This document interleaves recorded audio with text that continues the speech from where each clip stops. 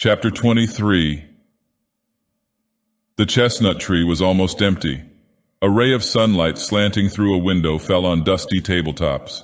It was the lonely hour of 15. A tinny music trickled from the telescreens. Winston sat in his usual corner, gazing into an empty glass. Now and again he glanced up at a vast face which eyed him from the opposite wall. "Big Brother is watching you," the caption said.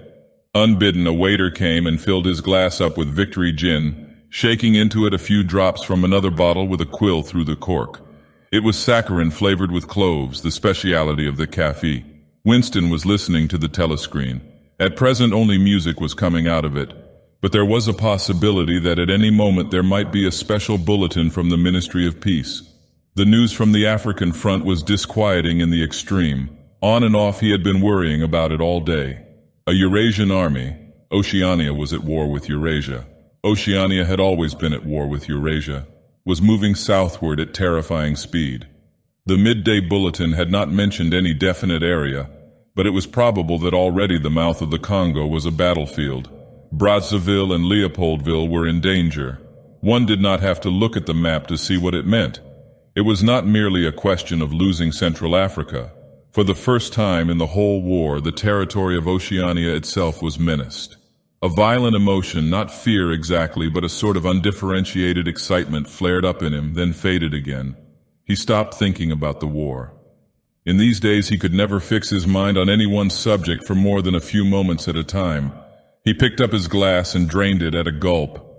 As always, the gin made him shudder and even retch slightly.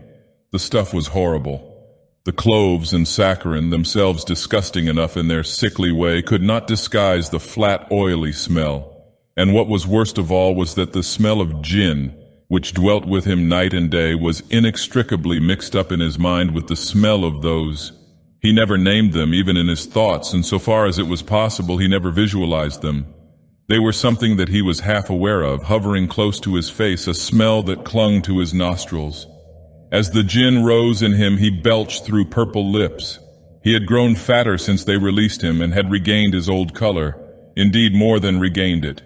His features had thickened, the skin on nose and cheekbones was coarsely red, even the bald scalp was too deep a pink.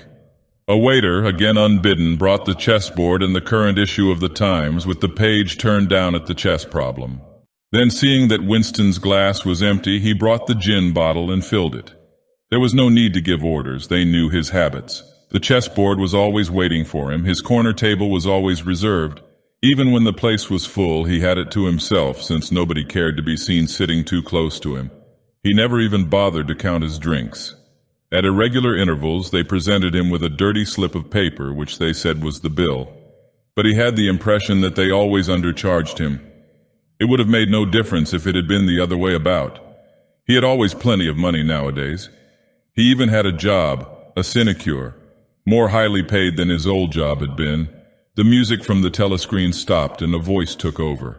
Winston raised his head to listen. No bulletins from the front, however. It was merely a brief announcement from the Ministry of Plenty. In the preceding quarter, it appeared, the 10th three-year plan's quota for bootlaces had been overfulfilled by 98%. He examined the chess problem and set out the pieces. It was a tricky ending involving a couple of knights. White to play and mate in 2 moves. Winston looked up at the portrait of Big Brother.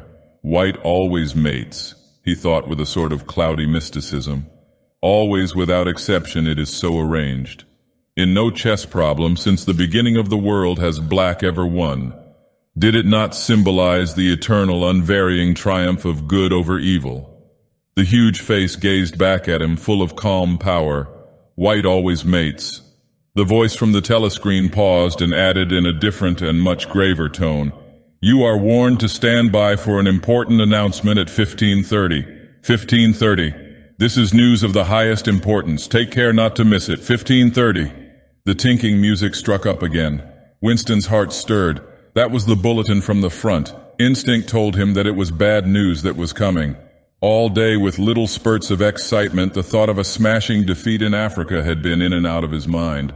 He seemed actually to see the Eurasian army swarming across the never-broken frontier and pouring down into the tip of Africa like a column of ants. Why had it not been possible to outflank them in some way? The outline of the West African coast stood out vividly in his mind. He picked up the white knight and moved it across the board. There was the proper spot. Even while he saw the black horde racing southward, he saw another force, mysteriously assembled, suddenly planted in their rear, cutting their communications by land and sea. He felt that by willing it, he was bringing that other force into existence. But it was necessary to act quickly. If they could get control of the whole of Africa, if they had airfields and submarine bases at the Cape, it would cut Oceania in two. It might mean anything: defeat, breakdown, the redivision of the world, the destruction of the party. He drew a deep breath. An extraordinary medley of feeling, but it was not a medley exactly. Rather, it was successive layers of feeling in which one could not say which layer was undermost struggled inside him. The spasm passed. He put the white knight back in its place, but for the moment he could not settle down to serious study of the chess problem. His thoughts wandered again. Almost unconsciously, he traced with his finger in the dust on the table. 2 + 2 = they can't get inside you, she had said. But they could get inside you. What happens to you here is forever, O'Brien had said. That was a true word. There were things, your own acts, from which you could never recover. Something was killed in your breast, burnt out, cauterized out. He had seen her, he had even spoken to her. There was no danger in it. He knew as though instinctively that they now took almost no interest in his doings.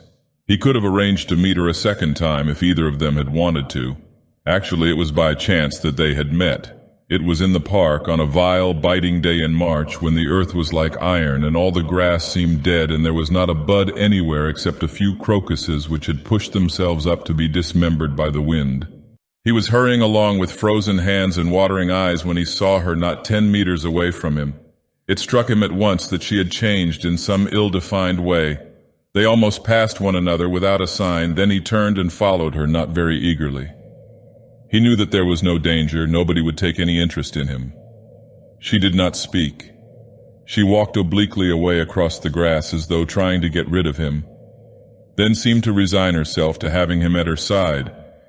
Presently they were in among a clump of ragged, leafless shrubs, useless either for concealment or as protection from the wind. They halted.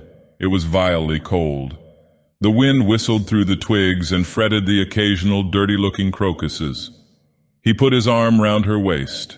There was no telescreen, but there must be hidden microphones. Besides, they could be seen. It did not matter. Nothing mattered. They could have lain down on the ground and done that if they had wanted to. His flesh froze with horror at the thought of it. She made no response whatever to the clasp of his arm. She did not even try to disengage herself. He knew now what had changed in her. Her face was sallower, and there was a long scar partly hidden by the hair across her forehead and temple. But that was not the change. It was that her waist had grown thicker and in a surprising way had stiffened. He remembered how once, after the explosion of a rocket bomb, he had helped to drag a corpse out of some ruins, and had been astonished not only by the incredible weight of the thing, but by its rigidity and awkwardness to handle, which made it seem more like stone than flesh. Her body felt like that. It occurred to him that the texture of her skin would be quite different from what it had once been. He did not attempt to kiss her, nor did they speak. As they walked back across the grass, she looked directly at him for the first time. It was only a momentary glance, full of contempt and dislike. He wondered whether it was a dislike that came purely out of the past, or whether it was inspired also by his bloated face and the water that the wind kept squeezing from his eyes. They sat down on 2 iron chairs, side by side, but not too close together. He saw that she was about to speak. She moved her clumsy shoe a few centimeters and deliberately crushed a twig. Her feet seemed to have grown broader, he noticed. "I betrayed you," she said baldly. "I betrayed you," he said. She gave him another quick look of dislike. "Sometimes," she said, "they threaten you with something you can't stand up to, can't even think about. And then you say, 'Don't do it to me, do it to somebody else, do it to so-and-so.' And perhaps you might pretend afterwards that it was only a trick and that you just said it to make them stop and didn't really mean it. But that isn't true. At the time when it happens, you do mean it. You think there's no other way of saving yourself, and you're quite ready to save yourself that way. You want it to happen to the other person. You don't give a damn what they suffer. All you care about is yourself." "All you care about is yourself," he echoed. and after that you don't feel the same towards the other person any longer. No, he said, you don't feel the same. There did not seem to be anything more to say. The wind plastered their thin overalls against their bodies. Almost at once it became embarrassing to sit there in silence, besides it was too cold to keep still. She said something about catching her tube and stood up to go. We must meet again, he said. Yes, she said, we must meet again. He followed irresolutely for a little distance, half a pace behind her. They did not speak again. She did not actually try to shake him off, but walked at just such a speed as to prevent his keeping abreast of her. He had made up his mind that he would accompany her as far as the tube station, but suddenly this process of trailing along in the cold seemed pointless and unbearable. He was overwhelmed by a desire not so much to get away from Julia as to get back to the Chestnut Tree Cafe, which had never seemed so attractive as at this moment. He had a nostalgic vision of his corner table with the newspaper and the chessboard and the ever-flowing gin. Above all, it would be warm in there. The next moment, not altogether by accident, he allowed himself to become separated from her by a small knot of people. He made a half-hearted attempt to catch up, then slowed down, turned, and made off in the opposite direction. When he had gone 50 meters, he looked back. The street was not crowded, but already he could not distinguish her. Any one of a dozen hurrying figures might have been hers. Perhaps her thickened, stiffened body was no longer recognizable from behind. At the time when it happens, she had said, you do mean it. He had meant it. He had not merely said it, he had wished it. He had wished that she and not he should be delivered over to the... Something changed in the music that trickled from the telescreen. A cracked and jeering note, a yellow note, came into it. And then, perhaps it was not happening, perhaps it was only a memory taking on the semblance of sound. A voice was singing, under the spreading chestnut tree I sold you, and you sold me. The tears welled up in his eyes. A passing waiter noticed that his glass was empty and came back with the gin bottle. He took up his glass and sniffed at it. The stuff grew not less but more horrible with every mouthful he drank. But it had become the element he swam in. It was his life, his death, and his resurrection. It was gin that sank him into stupor every night and gin that revived him every morning. When he woke, seldom before 1100, with gummed-up eyelids and fiery mouth and a back that seemed to be broken, it would have been impossible even to rise from the horizontal if it had not been for the bottle and teacup placed beside the bed overnight. Through the midday hours he sat with glazed face, the bottle handy, listening to the telescreen. From 15 to closing time he was a fixture in the chestnut tree. No one cared what he did any longer, no whistle woke him, no telescreen admonished him. Occasionally, perhaps twice a week, he went to a dusty, forgotten-looking office in the Ministry of Truth and did a little work, or what was called work. He had been appointed to a subcommittee of a subcommittee which had sprouted from one of the innumerable committees dealing with minor difficulties that arose in the compilation of the 11th edition of the Newspeak Dictionary. They were engaged in producing something called an interim report, but what it was that they were reporting on he had never definitely found out. It was something to do with the question of whether commas should be placed inside brackets or outside. There were 4 others on the committee, all of them persons similar to himself. There were days when they assembled and then promptly dispersed again, frankly admitting to one another that there was not really anything to be done. But there were other days when they settled down to their work almost eagerly, making a tremendous show of entering up their minutes and drafting long memoranda which were never finished.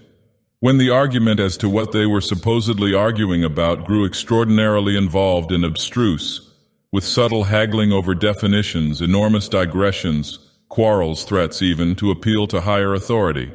And then suddenly the life would go out of them, and they would sit round the table looking at one another with extinct eyes, like ghosts fading at cockcrow. The telescreen was silent for a moment. Winston raised his head again. The bulletin. But no, they were merely changing the music. He had the map of Africa behind his eyelids. The movement of the armies was a diagram, a black arrow tearing vertically southward and a white arrow horizontally eastward across the tail of the first. As though for reassurance, he looked up at the imperturbable face in the portrait. Was it conceivable that the second arrow did not even exist? His interest flagged again. He drank another mouthful of gin, picked up the white knight, and made a tentative move. Check. But it was evidently not the right move because uncalled a memory floated into his mind. He saw a candle-lit room with a vast white counterpane bed and himself, a boy of 9 or 10, sitting on the floor, shaking a dice box and laughing excitedly. His mother was sitting opposite him and also laughing. It must have been about a month before she disappeared. It was a moment of reconciliation, when the nagging hunger in his belly was forgotten and his earlier affection for her had temporarily revived. He remembered the day well. A pelting, drenching day when the water streamed down the window pane and the light indoors was too dull to read by. The boredom of the two children in the dark, cramped bedroom became unbearable. Winston whined and grizzled, made futile demands for food, fretted about the room, pulling everything out of place and kicking the wainscoting until the neighbors banged on the wall while the younger child wailed intermittently. In the end, his mother said, "Now be good and I'll buy you a toy. A lovely toy, you'll love it." And then she had gone out in the rain to a little general shop which was still sporadically open nearby, and came back with a cardboard box containing an outfit of snakes and ladders. He could still remember the smell of the damp cardboard. It was a miserable outfit. The board was cracked and the tiny wooden dice were so ill-cut that they would hardly lie on their sides. Winston looked at the thing sulkily and without interest. But then his mother lit a piece of candle and they sat down on the floor to play.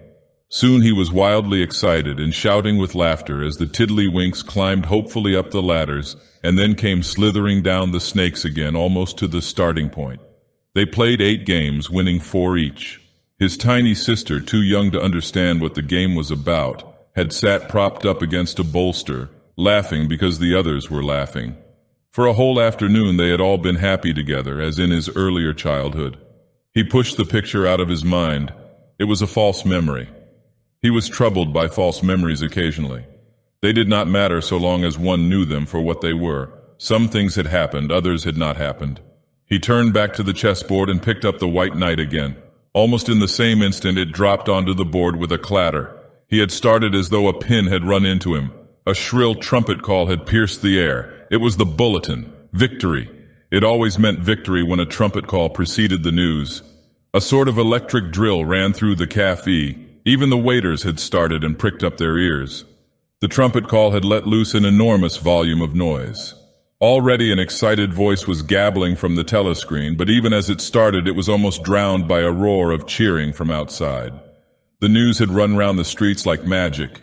He could hear just enough of what was issuing from the telescreen to realize that it had all happened as he had foreseen. A vast seaborne armada had secretly assembled a sudden blow in the enemy's rear, the white arrow tearing across the tail of the black. Fragments of triumphant phrases pushed themselves through the din. Vast strategic maneuver, perfect coordination, utter rout, 500,000 prisoners, complete demoralization, control of the whole of Africa. Bring the war within measurable distance of its end victory. Greatest victory in human history. Victory, victory, victory. Under the table, Winston's feet made convulsive movements. He had not stirred from his seat, but in his mind he was running, swiftly running. He was with the crowds outside, cheering himself deaf. He looked up again at the portrait of Big Brother, the colossus that bestrode the world, the rock against which the hordes of Asia dashed themselves in vain. He thought how 10 minutes ago, yes, only 10 minutes, there had still been equivocation in his heart as he wondered whether the news from the front would be of victory or defeat. It was more than a Eurasian army that had perished. Much had changed in him since that first day in the Ministry of Love, but the final, indispensable healing change had never happened until this moment. The voice from the telescreen was still pouring forth its tale of prisoners and booty and slaughter, but the shouting outside had died down a little. The waiters were turning back to their work. One of them approached with the gin bottle. Winston, sitting in a blissful dream, paid no attention as his glass was filled up. He was not running or cheering any longer. He was back in the Ministry of Love with everything forgiven, his soul white as snow. He was in the public dock, confessing everything, implicating everybody. He was walking down the white-tiled corridor with the feeling of walking in sunlight and an armed guard at his back. The long-hoped-for bullet was entering his brain. He gazed up at the enormous face. 40 years it had taken him to learn what kind of smile was hidden beneath the dark mustache. Oh, cruel, needless misunderstanding, oh stubborn, self-willed exile from the loving breast. 2 gin-scented tears trickled down the sides of his nose, but it was all right, everything was all right, the struggle was finished. He had won the victory over himself. He loved Big Brother.